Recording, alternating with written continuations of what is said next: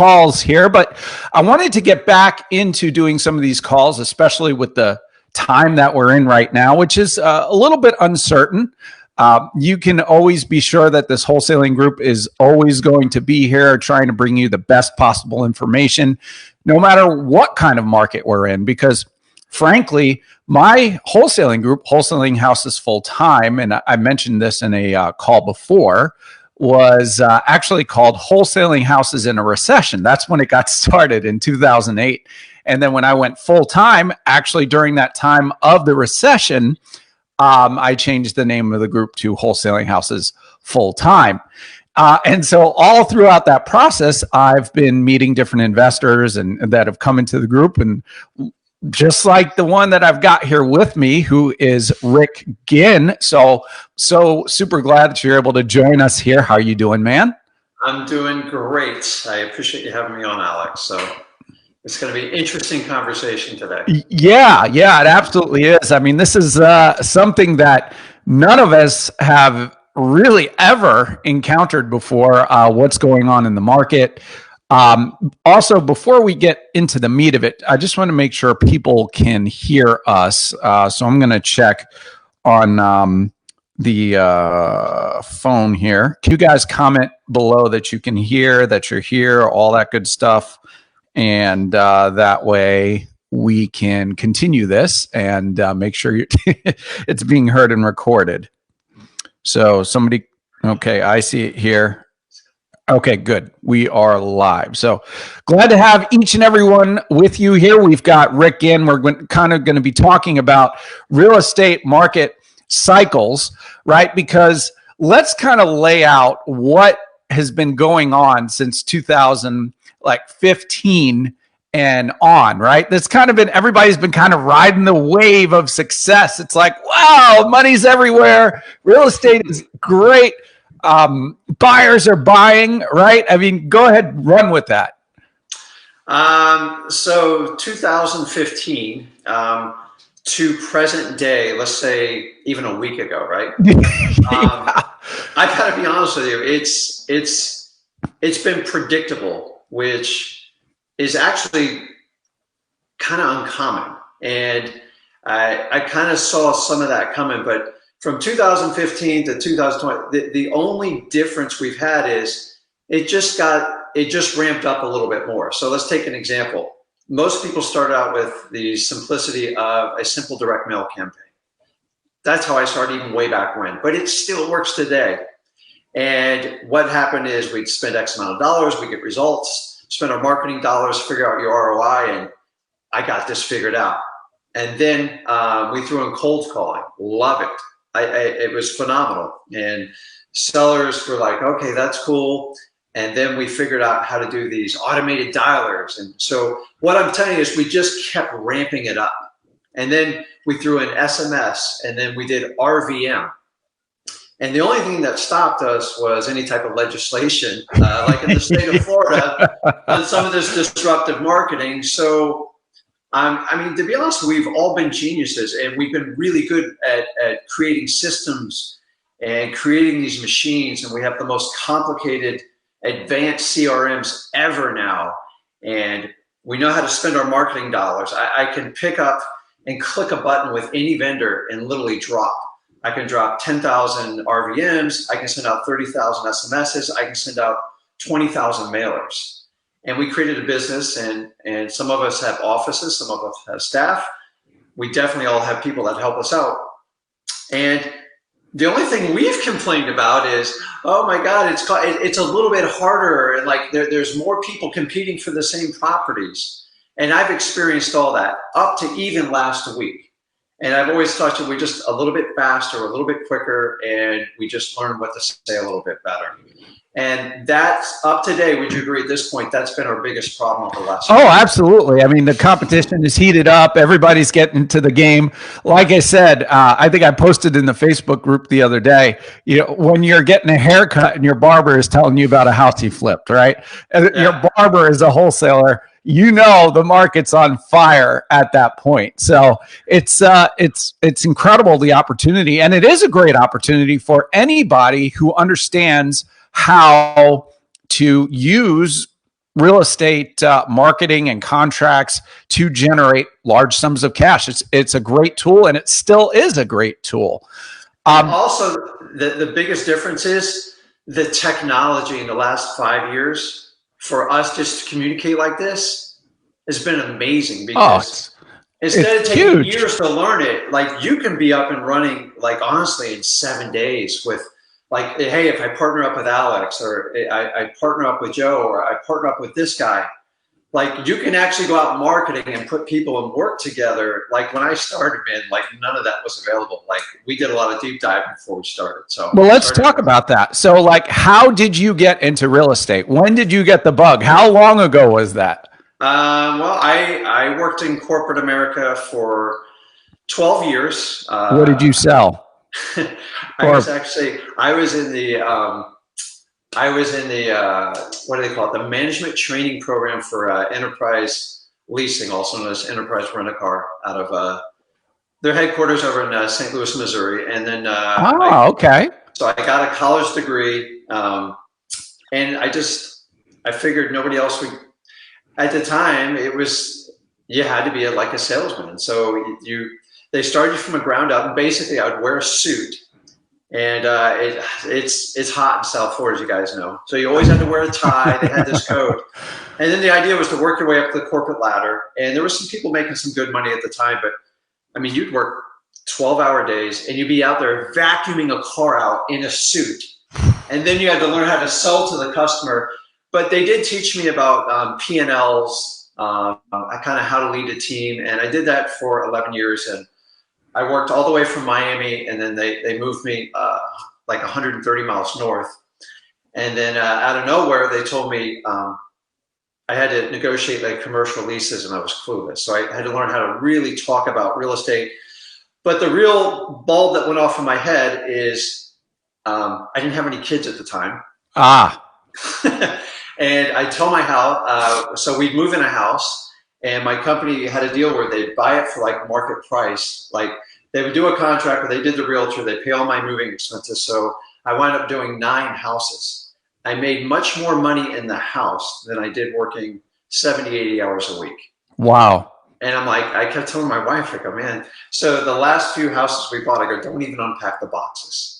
So I would live there 2 years, maximize the tax advantage. And I think the last one we made, when we did it, it was like close to $100,000, and I was only making like $90,000 to $100,000. Now that's interesting. So a lot of people did do that, right? Back in the day, you would buy a house, move in, and and we would buy it. I mean, we even used realtors. I had no idea what I was doing, but I bought a house kind of right that fit the mold. We didn't get it too customized, and that was it. And then for me to climb the next ladder, they wanted to move me out to Omaha and like Utah and like places. And at that point, I just started a family, and my whole family's in Florida. And I just said, it is ridiculous.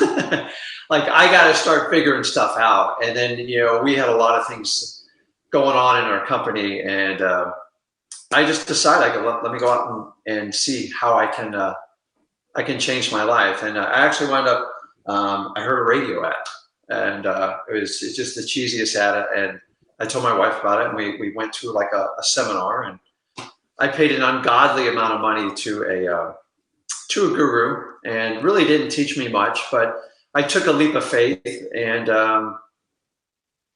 I decided to do real estate. Now, here's the key point. I didn't quit my job. Okay. And I decided if I could replace my income in X amount of time, I would seriously consider doing it. And what year was this? 2003. 2003. Okay. So it was towards the end in the wintertime. Within 6 months, I completely mastered that goal. And I told my wife, like, I'm all in. And it was funny because my boss wound up getting fired. It was like a big scandal in the company. And I was 150 miles away from headquarters. And like I tried to quit like all the time. They're like, no. And I had company cars and everything. And it took them 3 months to accept my resignation. And like, oh, wow. But I was so into real estate. I was so excited. It was so fun. And the market just got cranking. And So that 2004, I went in at full time, April 2004. And back in the old days, I was going to pull out some book. I don't have them with me here.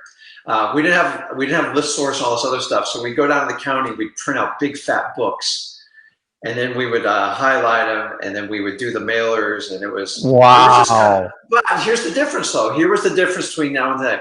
Not a lot of people had this information. Absolutely. And the only way I got the information was going to RIAs and hiring a mentor at the time, which, there's some good and bad ones out there, but it got me to take action, so I'm okay with it. And I just started out direct mail, and I would complain. We'd ready for this. We mailed out 500 pieces, which was a lot because we addressed them by hand. And we would just, if I got back to you in like 2 weeks, it was amazing as a motivated seller. But here's the difference, though. I didn't know how good I had it. And in 2004, the old timers that would teach me used to complain, God, it's so hard now. You got to send out 500 mailers. So let's fast forward today. Wow. I don't send out anything less than 10,000 mailers. Like I wouldn't even consider anything less than that. So the thing is, it's like it's always better back in the heyday. So what was your first creative deal? First creative deal is I worked with realtors, and I would go out to realtors, and I was really good at my business doing sales calls. So my job is to go out to dealerships and just schmooze them over, do whatever I had to do to get them to sign up, use our account services for renting cars. So people to repair cars and they need a rental car. So what I did is with realtors, I took the same approach. Hey, if you ever come across someone that really needs to sell. So my first deal was a realtor I built a really good relationship with. I found a hungry realtor, a little bit older. And the first deal was, you'd think it would be like her client. It was actually her mom's house. So here's the best part about it. 2004, the house was in Fort Lauderdale, and it was on a canal in Las Olas. So Las Olas is like the Venice of Florida. And these were like, I knew they were up and coming because I was a big boater and fisherman. And I went and looked. It was just an outdated house, and about crapped in my pants when I gave her an offer of $220,000. Like that was a lot of money back then. Yeah. Got it under contract, and then I actually found a buyer, which was a family friend of ours, because I really didn't have we didn't have this ridiculous buyers. Because we're really looking, we'd love to buy a house on the water and build some equity. I go, man, I got the perfect deal for you. So I was going to make a whopping $10,000, and they were going to get traditional financing, and I put this all together. Wow. And Bank of America gave me a check for $10,000. Now that ended quickly. That's when you could do it back then.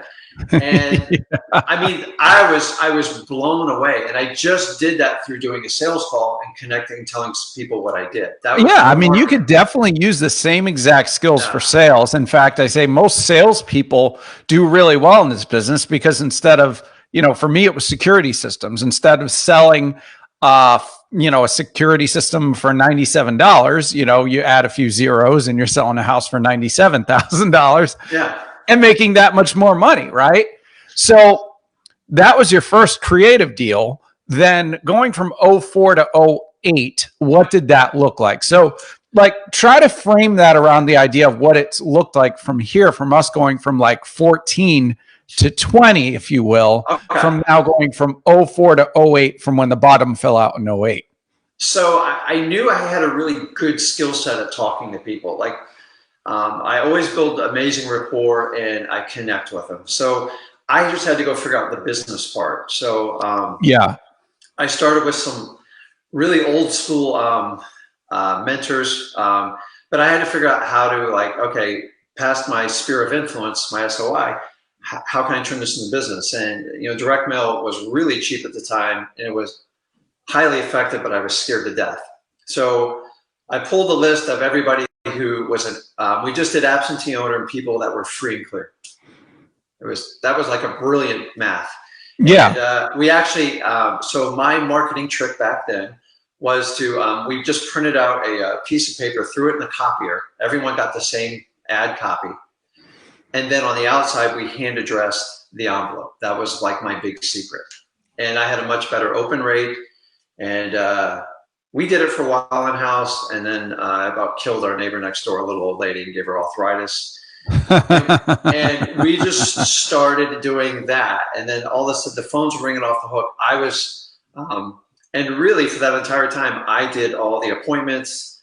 I really perfected my skill. I thought I was really the best at it. And then I strictly wholesaled and sold to investors. That's it. That's all I did.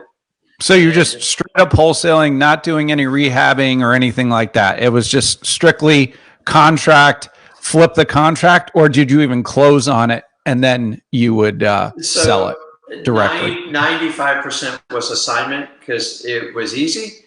And so from 04 to 06, a little bit into 07, that was my business model, and it worked well. You could generate quite a bit of money quickly. And I thought the deals would never, to be honest, I thought they'd never come to an end. And then what I did from the end of 06, I started collecting rentals. I'd collect rentals, and I would take one that was like a home run, and I'd work with a mortgage broker, and he'd show me a strategy. And I don't even know if you can do this anymore, but the strategy was I'd buy a house 50 cents on the dollar, which was not uncommon back then.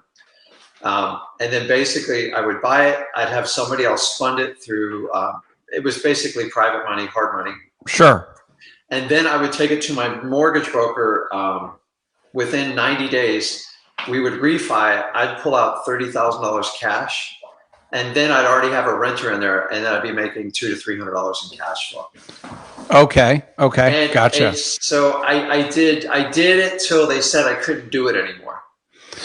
But the problem is I didn't plan on being hit with back-to-back hurricanes, and I didn't plan on the 07, 08 meltdown. So I'm going to be honest with you, that strategy, it blew up on me. The only reason it blew up because I wasn't prepared for it. Right. I actually wound up having 26 rentals of some sort, of some type, and a lot of them I leveraged.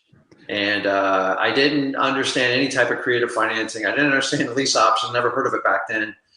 And so now I'm leading up to 07, 08. Okay. And during this time, did you have any idea of any of the financial crisis that was beginning to build? Did you have any indication of what was starting to happen at that point? Or were you just kind of just humming along? You know, looking back at it, it was inevitable. It was always in the back of my mind, but I tried to listen to people, and like, here's what the consensus, dude, there's no way it can go down. And I'm not going to give names, but like,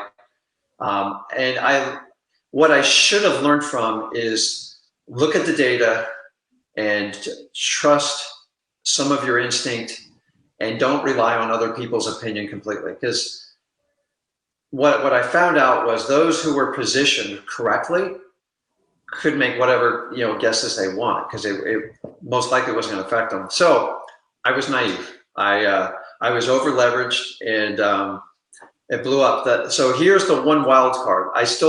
Okay, Rick, you bought the properties right? You have the cash, you run it, although I bought a lot of toys and fun stuff.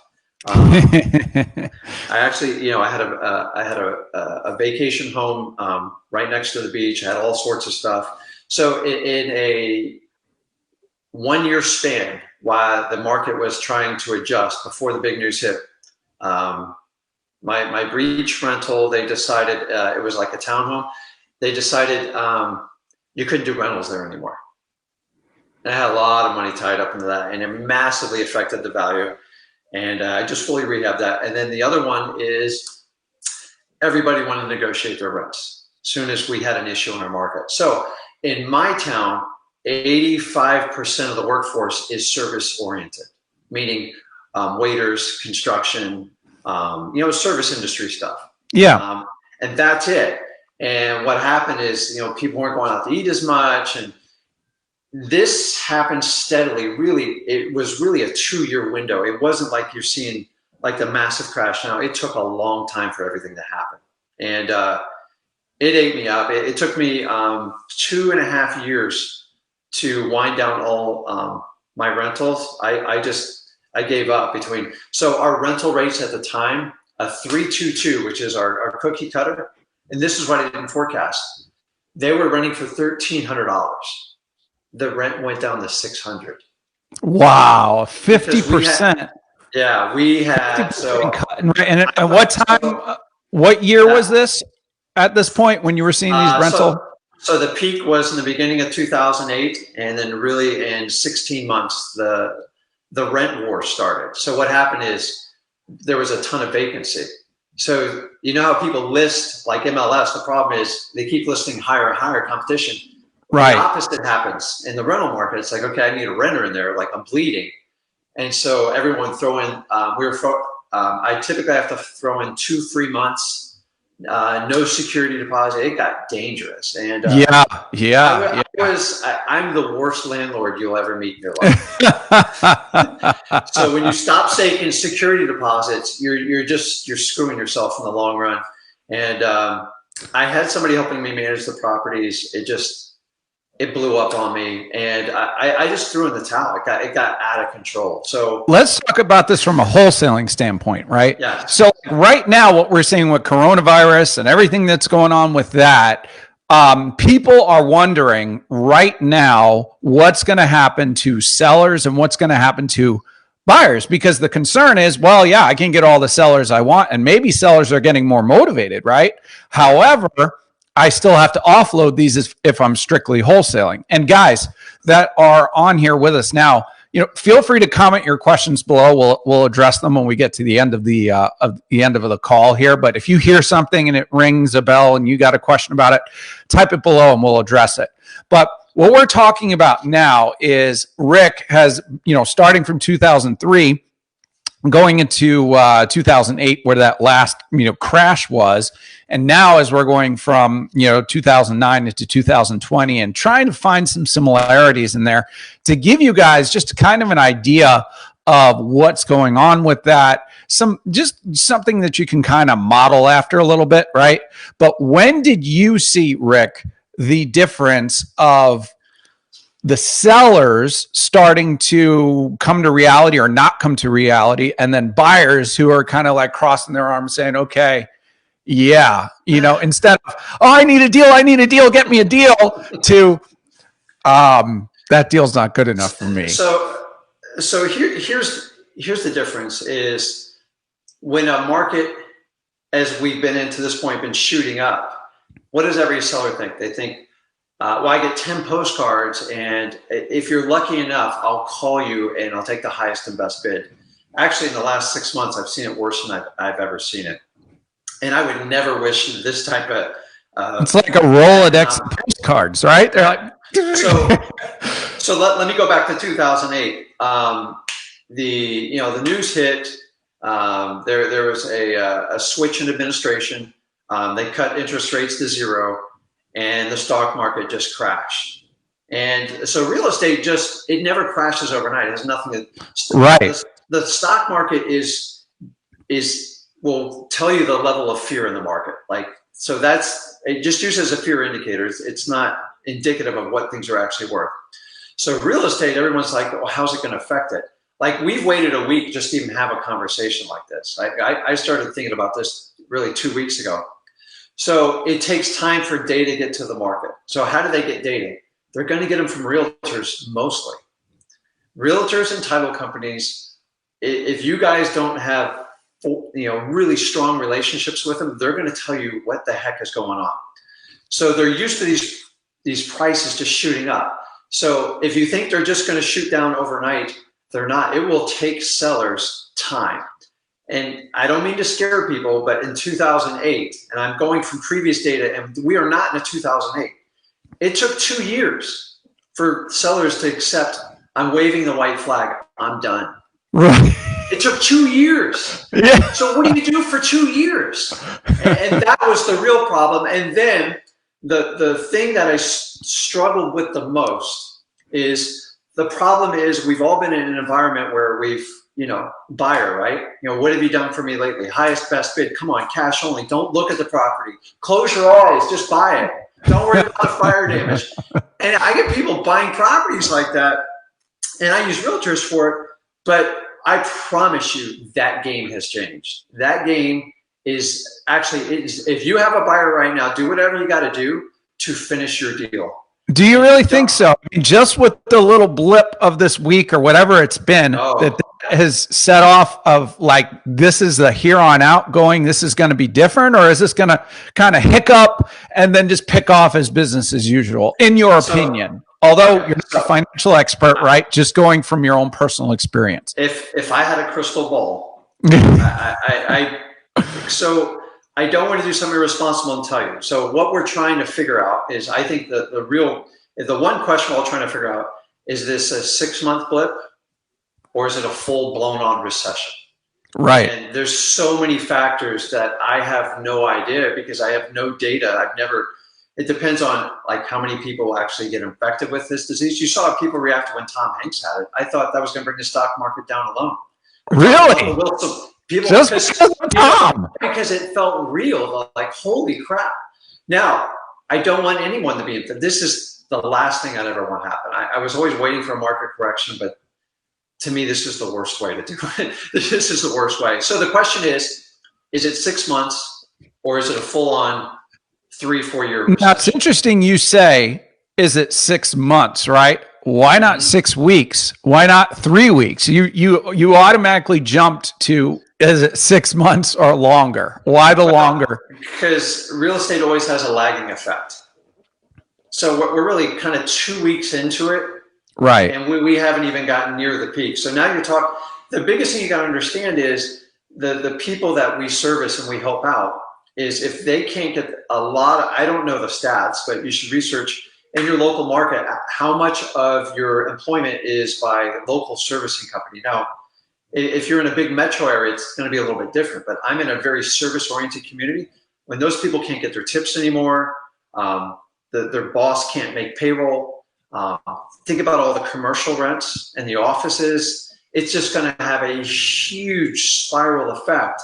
And you're talking about people like possibly losing jobs, not being able to make their rent payments, their car payments, also, basic mortgage payments. So whenever you have a financial hiccup like this, I think you're irresponsible to think anything's just going to be, 6 weeks, we're all good, we're fine. Our economy is, everybody goes to work and pumps money into it.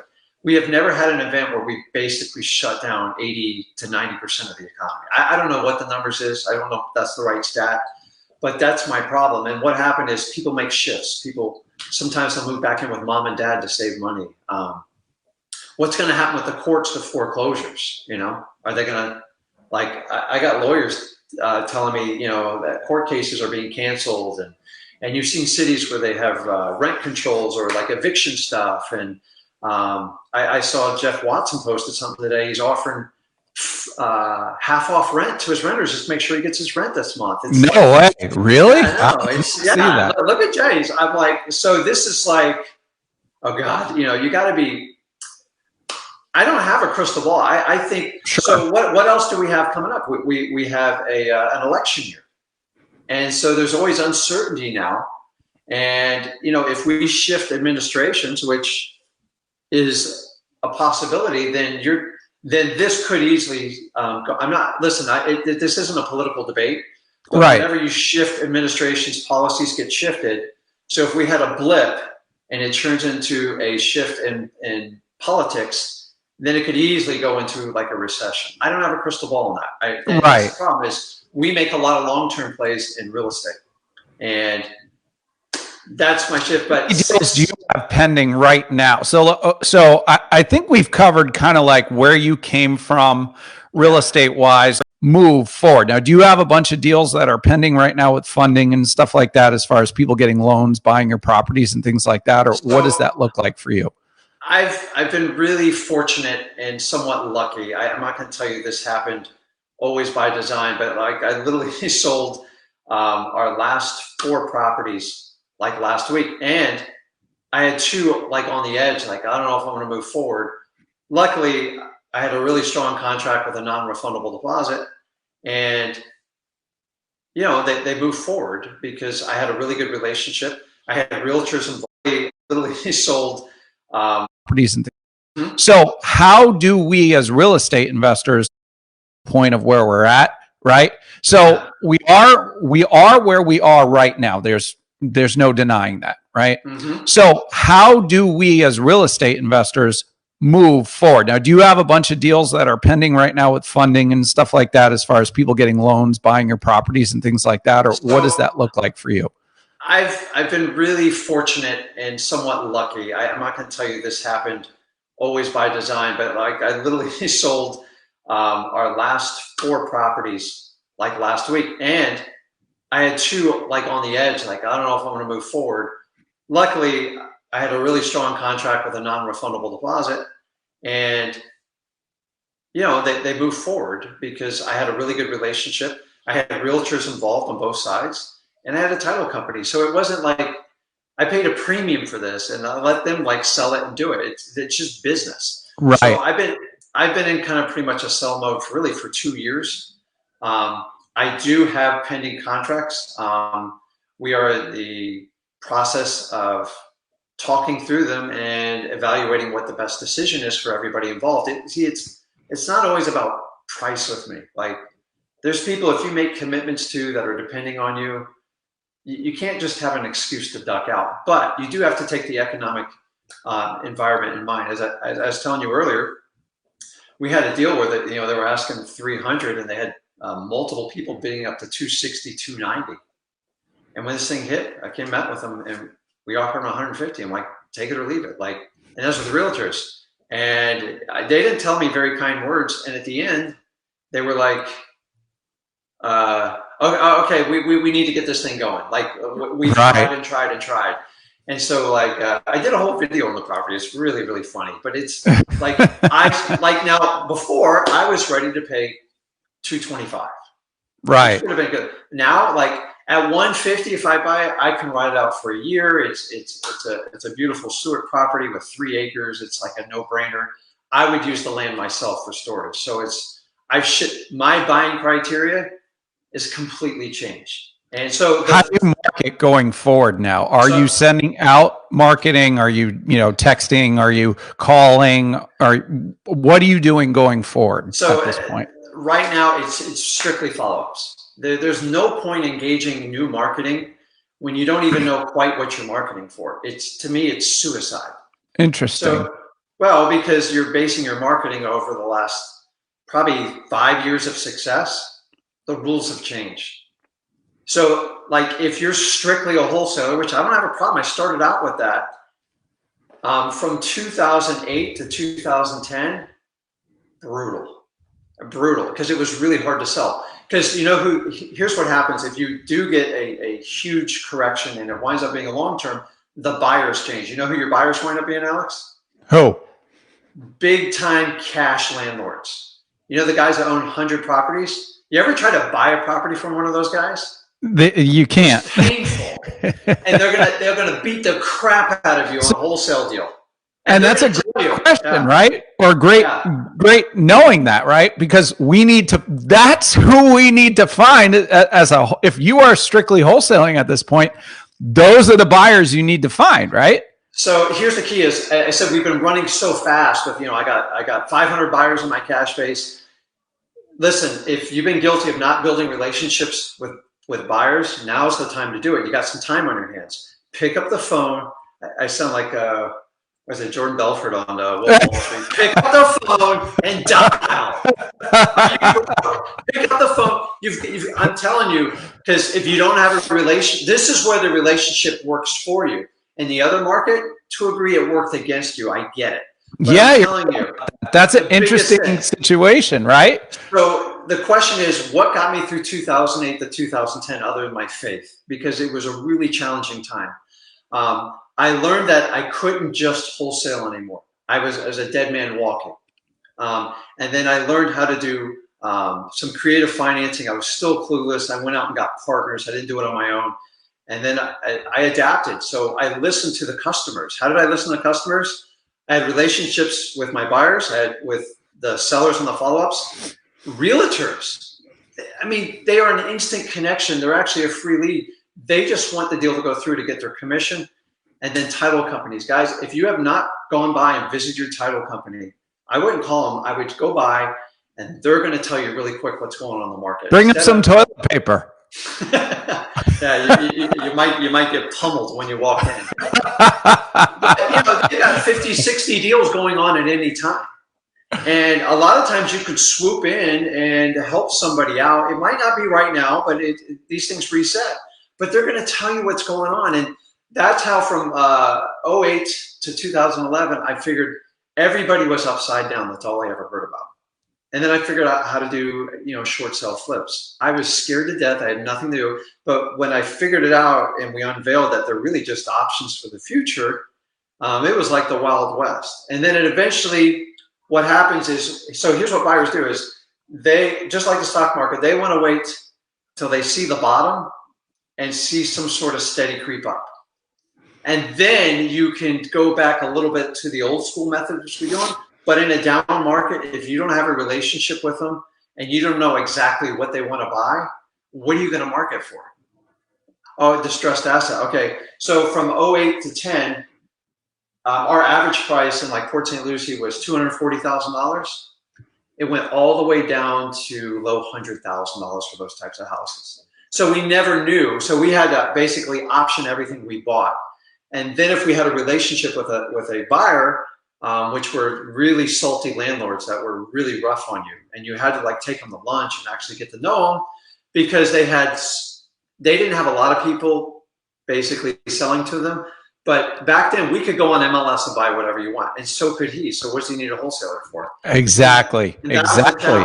And then most of my leads came from realtors. It's interesting. Came from realtors. I remember this during the times of like 08 to 11 or whatever it was. I remember Chris Chico, right? And there was a time where we were doing postcards, the absentee owner postcards merged and all that kind of stuff to get big responses. I mean, we were getting, 10, 12% responses on the postcards.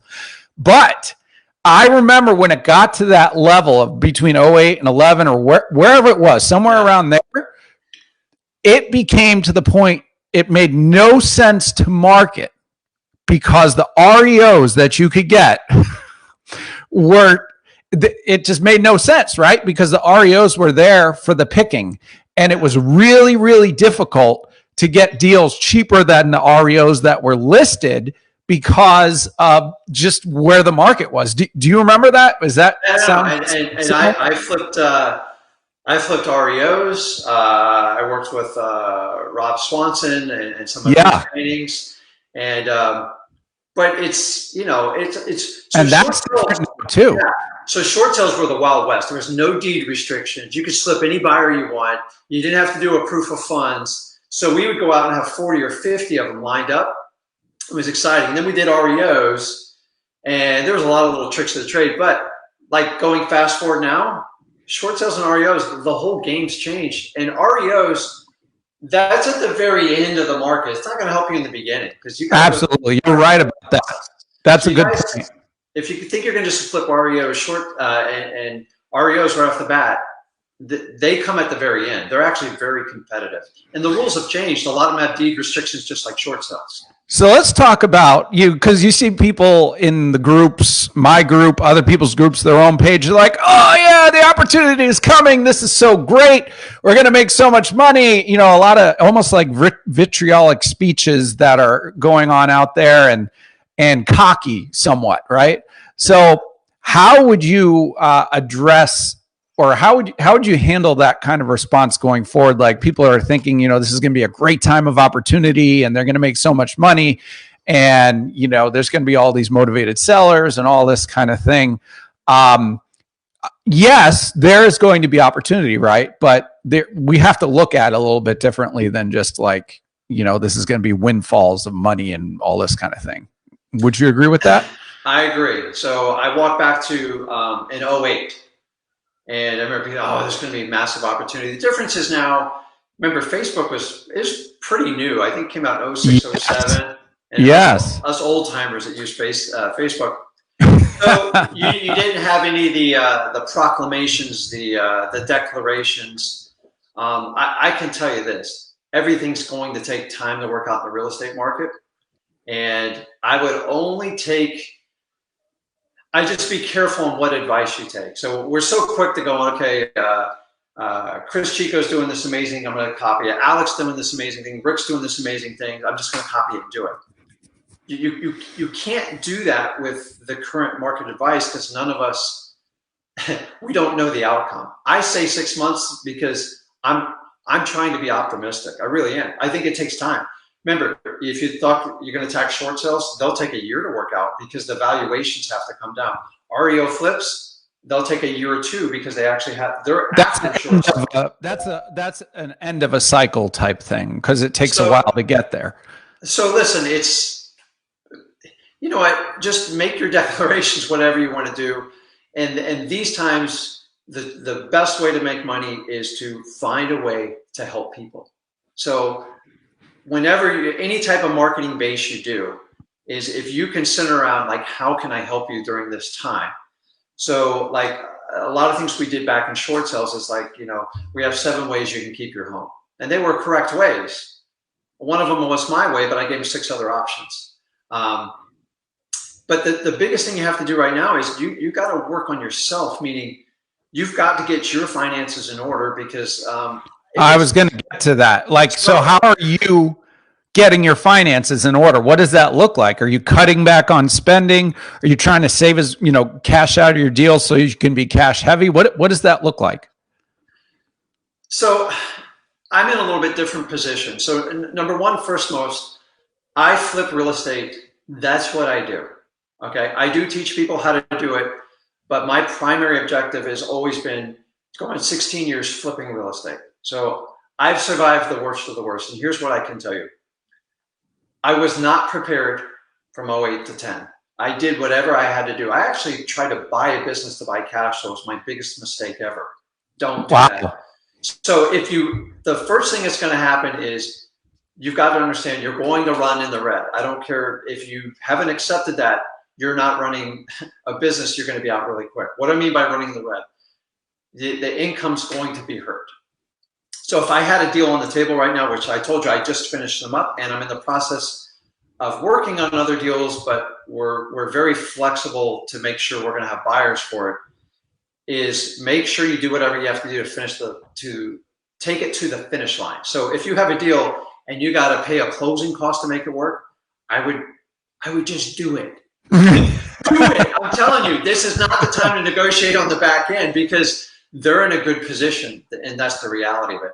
Don't think you can just sit there and waive your non-refundable deposit, because unless you have that deposit personally, I'm not going to get in the legalities of it, but it's escrow money and it goes to your state for mediation and then small claims court.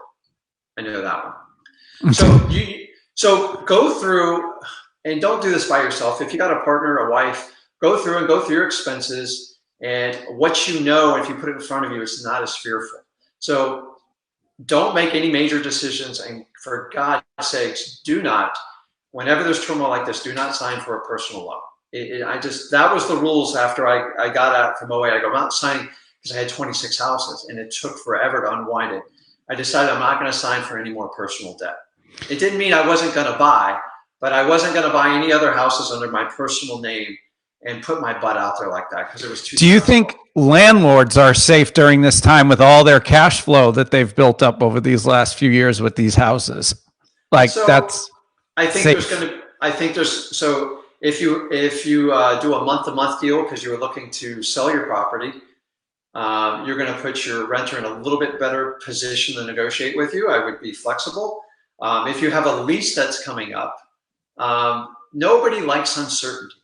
And so in the last cycle, we all held our ground, and the renters, they waited till someone cut them a deal. Oh, give me 2 months free. It went up to 3 months free and no security deposit. Well, when you don't get rent for 6 months, I promise you are wide open to any suggestion. And I went the wrong way. I made really bad decisions because I'm a nice guy with landlords. And that's why I'm no longer really a landlord. The only thing I would do would be a giant multifamily and have somebody else completely run it for me. So here's the reality. Even if you own a rental free and clear, you still have property taxes, you still have insurance, and you're still going to have maintenance costs on the property. You still got to mow the lawn. You still got to deal with the AC and like a whole bunch of stuff. So you're still going to have expenses. And if it winds up being vacant, it's even tougher. focus on the quality of your tenant to get you through these times, because if you put in a crappy tenant, you're going to get a crappy return on your property. And you're just going to wind up dumping it and selling it to another investor. I sold to other investors. I know. I actually did auctions for my home. You literally couldn't find buyers. So if you have a large rental portfolio, you probably don't need this advice, but I'm talking to the guy who's got like 2 or 3 or maybe 4 rentals. Like, just be smart and be a little bit flexible. And once again, not that you want a relationship, you want a professional relationship with your tenants. So when you do a property inspection, just ask them, how they're doing through this whole thing, whatever you're doing. If you have a property manager, I would really spend some time with them right now. And understanding this is going to have an effect on rental rates. There's no way around it. Our service industry in my area, nothing. I mean, they shut my gym down today. God's sakes. They shut my gym down. It's like my safe space. They shut down all the bars or restaurants. All my friends own these. Like, this is like, they all have employees. Like, I look at the repercussions. So, and employees pay rents and mortgages. Yeah. Now, listen, they can be nice guys, but if we wind up on like a 2-month lockdown, like, you got to understand, the guy owns the commercial building. If he owes $5 million on that building, the banks aren't just going to forgive this stuff. They'll be nice, but they're just going to rack you up on the back end. So you have to financially look down and see where you're at. And if you're not where you need to be, then make some hard decisions. Like, don't get rid of your Netflix, because you're probably going to need it. Just look at everything on the list, and is it a priority to you? Now, that's a great time to go through and see what you really need to spend money on. But you're not going to go out to eat. I mean, it's a really amazing time. The one thing you do is, here's a really cool time. You don't need to spend. You're not spending money right now. So, but you can invest in yourself. I don't know if they've closed the libraries. They're probably next. Someone had a great suggestion. Go out to the library, all the knowledge you want. But investing in yourself, and it doesn't mean you have to go out and hire a mentor or anything right now, but you can read books, man. Like, make that commitment to do the education. Remember I said, if you're a wholesaler and you're pegged in a corner, I would really quickly take the technology we talked about, the advantage, and study it right now. It's amazing.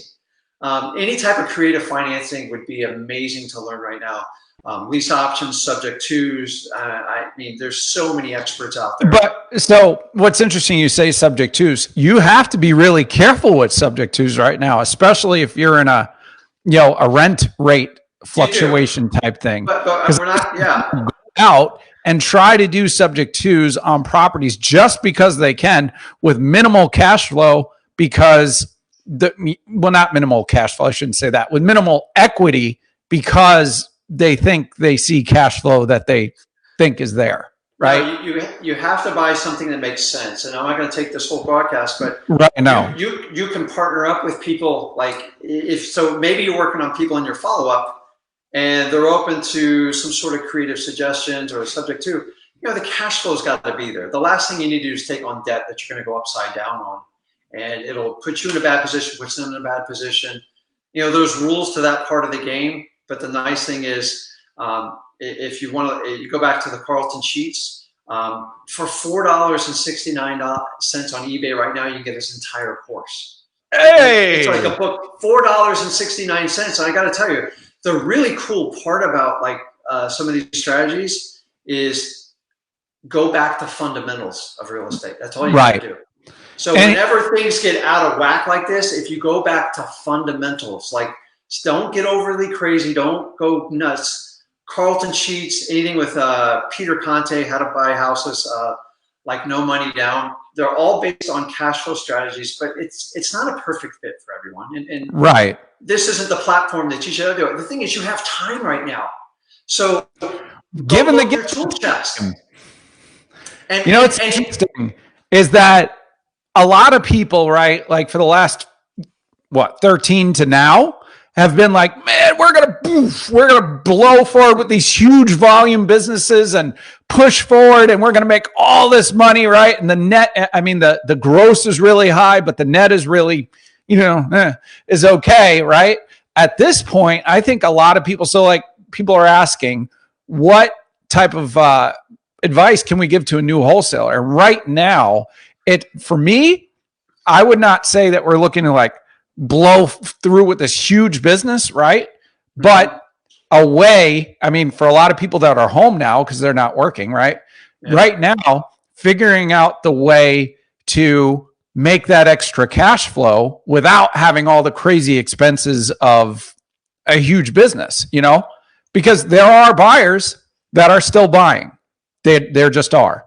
And then there are sellers that are definitely going to need to sell. So it's there, but look at it more of a, I don't want to say like smaller, but look at it from a standpoint of getting a little bit more pinpointed with your marketing, and as far as also finding the buyers that are, you know, looking to scoop up properties at this point.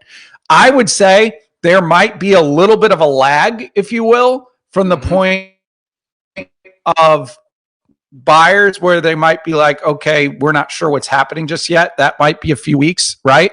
But that's a perfect time to hunker down and learn about marketing and learn about sellers and all that kind of stuff that goes along with the business, because this is a great time to get ahead of the curve of whatever it is that's coming around the pike, right?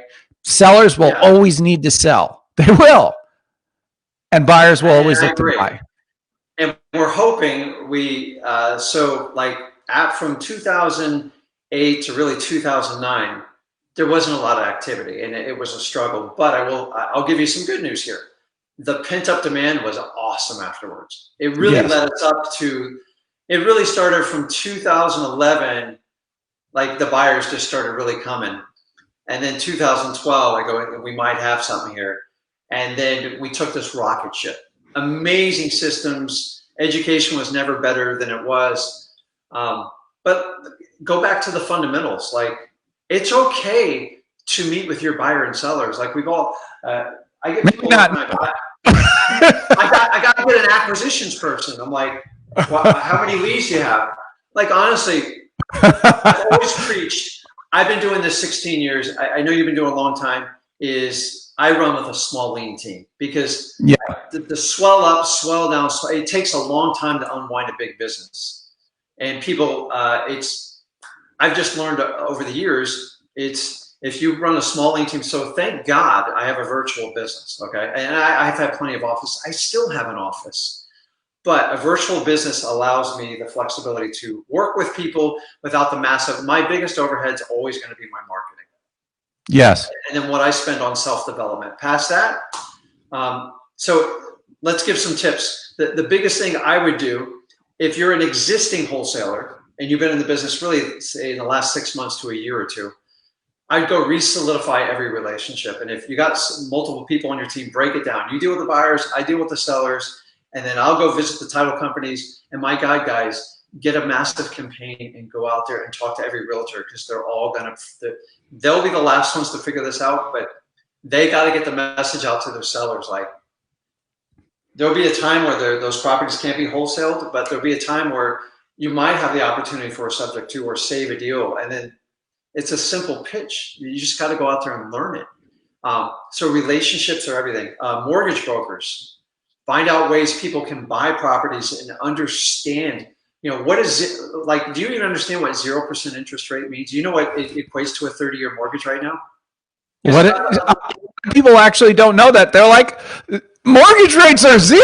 I'm going to go refinance. So, by the time it gets to the banks and everything you do, it averages right now. I'm not a credit expert. I think it's running around like 3.94% right now. So it's not like we've been getting like 4.25% forever, 4.5%. So it's, you know, if it was 0, we'd all go out and buy everything, right? It's not 0. There's costs that go on to it that go with it. I will tell you this, and I forgot this. I used to have a huge equity line. I thought I was the biggest, baddest guy.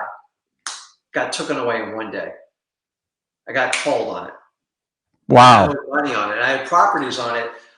So if it gets really tight, the banks will take away the line of credits, like instantly, because they want to minimize their risk. So if you're operating on a line of credit, be aware of it, and they can be pretty mean about it too. Like they got all sorts of little contingencies in there.